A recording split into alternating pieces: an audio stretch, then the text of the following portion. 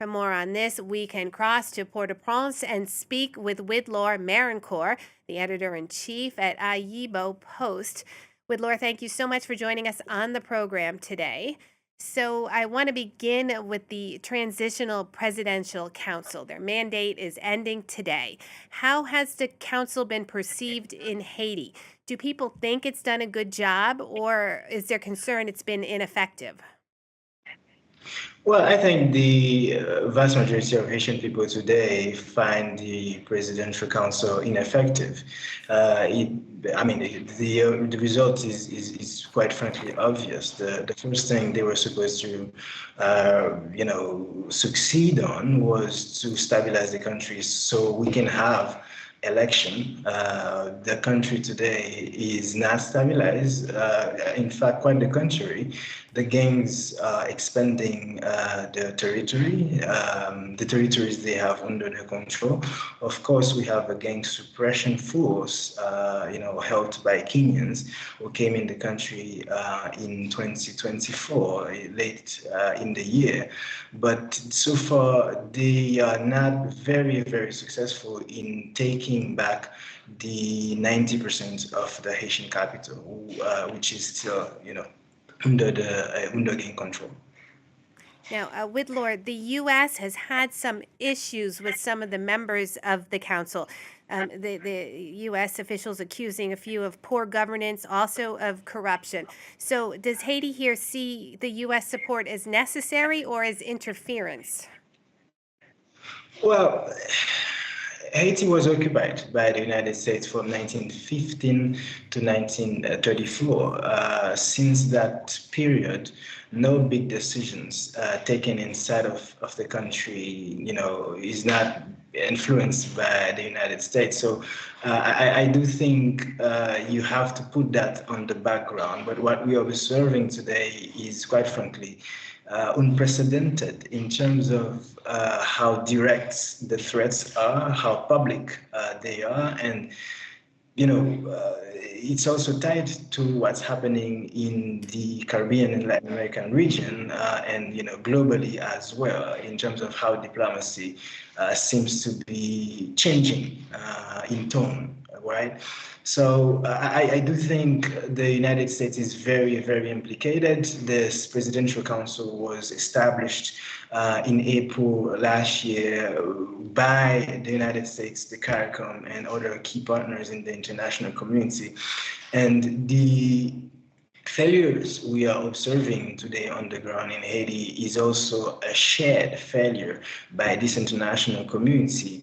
And the Haitian politicians, members of this council, accused of high-level corruption and all sorts of misappropriation of state funds.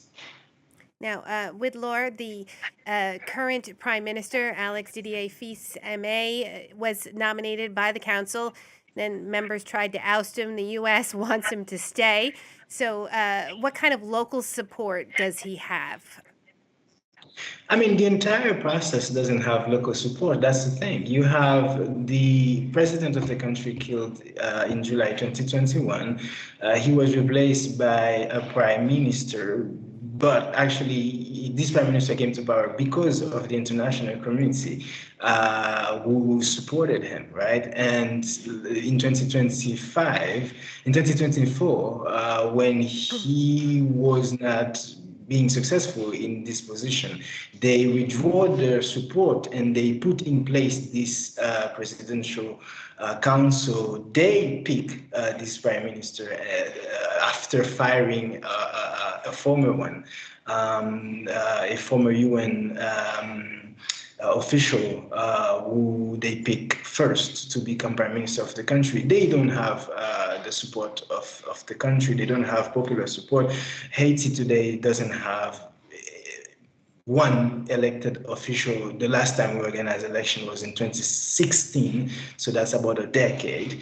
And people want to have a say in in how politics is being done in Haiti, but so far they don't have that opportunity because of the insecurity climate, because of the high level displacements. Today, 1.5 million Haitians are displaced by the violence. This is more than in 2010 when we had this massive earthquake which killed up to 300,000 people.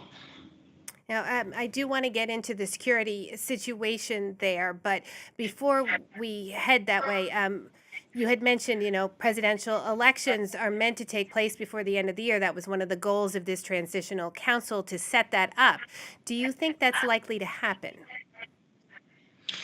Nobody believes such a thing can happen, especially when we are in the second month of the year and we still have a population in Haiti that stays in a small area of the capital. Why? Because up to 90% of the capital today is under the influence of the gangs. The government hired mercenaries. They have the Haitian National Police understaffed, not well paid. They have the Haitian army and this gang suppression force. But one, they are not effective against the gangs. Second, they seem to also conduct operations in a very chaotic manner. For instance, dozens of seemingly innocent people are killed by the security force. And if you look at the UN reports for death in the country, more and more you are observing a rise of civilians being killed, not by the gangs, but by the security force. So it's a very, very difficult situation. Right. So, as you've been saying, the security situation in Haiti is pretty terrible, and those criminal gangs are in control of large areas. Now, the UN sent an anti-gang unit to try and help out. Are there any signs that it's improving at all? I mean, it's a good sign, I believe, that contrary to the months of last year, the gangs are not taking more grounds in the Haitian capital.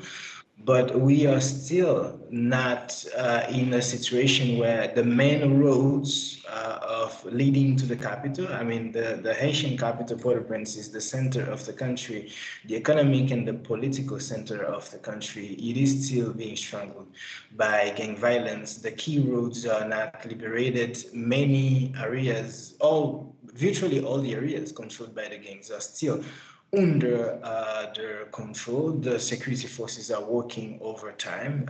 One should recognize that. They are using drones against the gangs, and often the civilians are being killed by these operations. But Haitian people are waiting for effectiveness. They are waiting for results. And since 2021, the country was started plunging deeper into insecurity, and they are not seeing a way out, in the horizon. They hope they will see better days ahead, and that we would have elections, but it doesn't seem realistic that we could have elections this year. But we are journalists. I cannot predict the future. The gang suppression force is supposed to have new personnel in the next months. Maybe they will be more effective on the ground, but one can be skeptical. Now, Wildlore, in your opinion, what are the biggest challenges facing Haiti right now? I believe the biggest challenges are, first of all, the high level displacement in the country. Inside of these camps spread all over the capital, you have a lot of cases of sexual violences, women, being violated, rape. You have seemingly a rise in cases of HIV.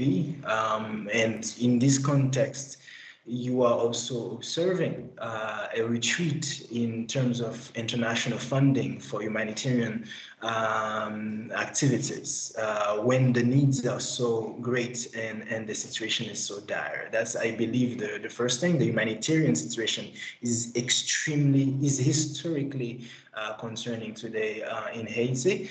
More than half of the country today is in a situation of food insecurity, and on top of that, the insecurity climate. It is very, very hard for Haitian people with an informal economy to go about and conduct little businesses. The markets, most of them, the biggest ones, are closed. Up in the capital, in Kinskov, the last roads one would use to leave the capital last year was taken by the gangs, and peasants were chased by powerful rifles, and Yes. they had to leave their homes there. Yes. Thank you for talking with us today, sharing your expertise, Wildlore. That's Wildlore Merancourt, the editor in chief at AyiboPost in Port-au-Prince.